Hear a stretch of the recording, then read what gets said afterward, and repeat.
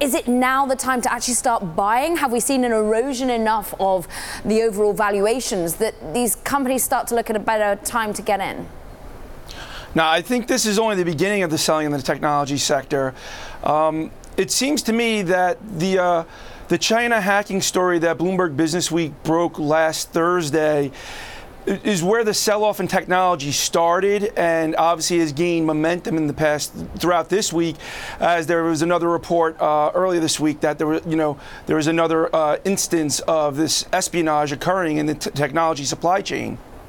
Interestingly, I was speaking to none other than the CEO of Microsoft, Satya Nadella, yesterday, who was discussing, Michael, how he feels that playing to that Business Week story, that's starting to see hardware hacks as the key threat here. Take a listen.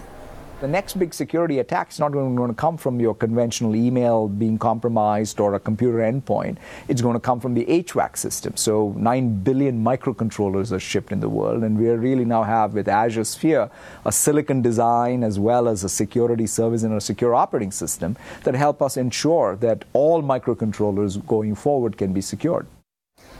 Michael, Amazon, Apple have been tainted by this story. Microsoft hasn't been, and they say, look, they see no vulnerabilities whatsoever. Instead, they're just shining a light on them. How much do you think these sorts of concerns about hardware attacks is going to double down on the trade tensions between the US and China? I think this is a major event. A month or so ago, there was a report that China might start toying with the technology supply chain as a negotiating tactic in this trade war.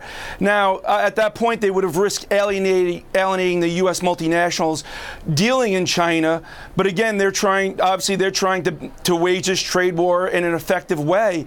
Now, when you have this hacking story break and suddenly start gaining momentum, now you have to start thinking the whole entire technology supply chain has to be rethought. And when you think about globalization and China entering the WTO in 2001, U.S. economy, we traded GDP growth, wages, jobs, in exchange for corporate profits and lower consumer prices as companies offshored.